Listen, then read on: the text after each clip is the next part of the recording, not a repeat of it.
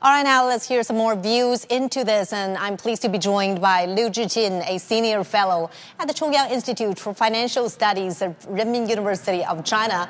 And we're also joined by Helga Zepp-LaRouche from Wiesbaden, Germany. She's the president and founder of the Schiller Institute. Welcome to our program. Now, why don't we begin with you, Mr. Liu, here in Beijing? What kind of considerations did China take into account by maintaining last year's GDP growth target of around 5% in 2025, considering all the domestic headwinds as well as international challenges? I should say, frankly, that the target for this year, 5%, is very realistic, also very practical, because as we know, the GDP target is always based on two factors. One factor is that whether we have the capability at the present, that is we call the real capability. I think China has a real capability to get the target 5% realized. And the second is very important for the potentials, whether we have left a good room and space for further growth and of the target, because as we know, we are facing uncertainties and the challenges in the future. Also, last year we have also more difficulties than expected, but we have more rooms and efforts that to deal with all these uncertainties. So this is a very important target for our economy. Actually, China is playing a very important role in the world economic development. And so at the moment, China, in my understanding, we are playing a low profile, that we are doing our best to achieve our best result, but we should leave more efforts and room for more difficulties, such as the geopolitical and Western countries to give more pressures on our development, and also restrain China from expansion. So in this way, China should be well prepared for all difficulties and also difficult climate in the doing business. So in this way, the 5% target of GDP is very realistic and very reasonable. And this target set here certainly has global relevance. I want to get your thoughts on this, Ms. LaRouche. The Chinese government emphasizes expanding domestic demand and promoting high-quality development.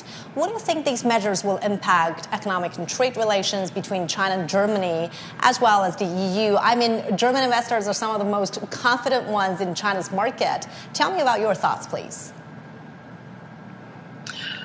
Well, I think that the focus on improving the domestic market is economically a very sound policy, because China is in the middle of a revolution in AI application, in digitalization, and that means that you will have investments in these new technologies, which leads to an increase in the productivity of the entire economy. And that way you have higher wages, higher income.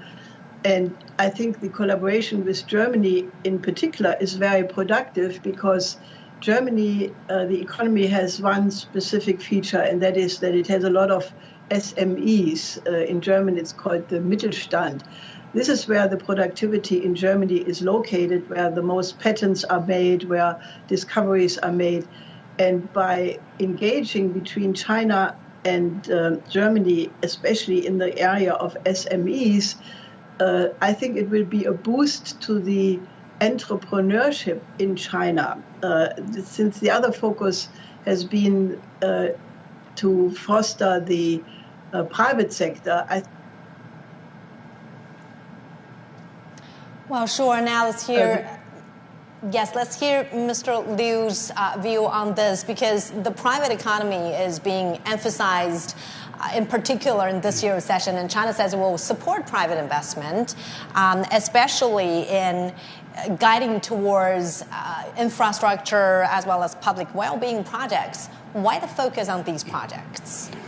As we know, the private economy in China has played always a very key role in developing our economy, especially in the past years, when we are facing more challenges from Western countries, that the private sections played a very constructive and important role in supporting China's economic development. As we know, the numbers, the private economy in China is the number one, the largest.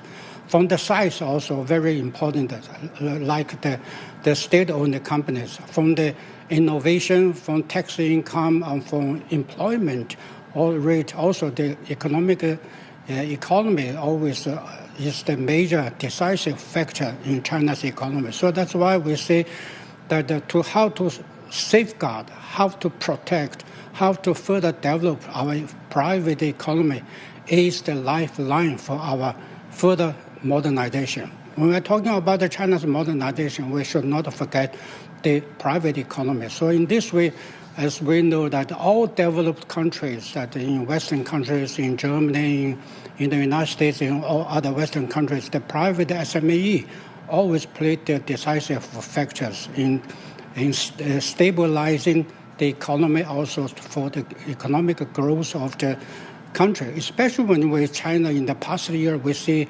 AI industry and the digital industry expansion, or e-commerce, that without the private economy, that we cannot imagine how China can grow so fast. So in this way, that in any case, in any circumstances, that the central government will play important support and role that on the private economy, because this is really our pillar, our milestone of our economy. And now another highlight of the government work report is the focus on higher standard opening up, and the country says it's going to continue to explore this endeavor. So, Ms. LaRouche, what kind of opportunities and challenges do you think German companies face here in the Chinese market, and in what areas does China still need to improve to attract more foreign investment and keep the ones that are already here to have more confidence?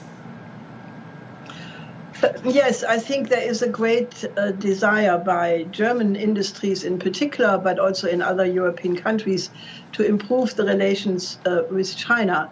They want, however, better better market access. They want to have better legal protection, and especially the small and medium-sized industries, they are too small to take care of these things themselves. So maybe the model which was used in Italy, where a memorandum of understanding was signed with the Belt and Road Initiative, protecting the small and medium-sized industries, is something which should be explored.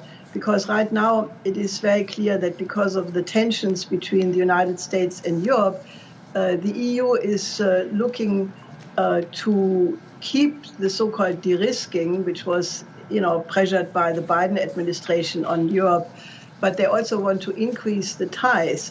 And therefore, I think now is the time to really set up a better framework so that these, especially the SMEs, feel protected.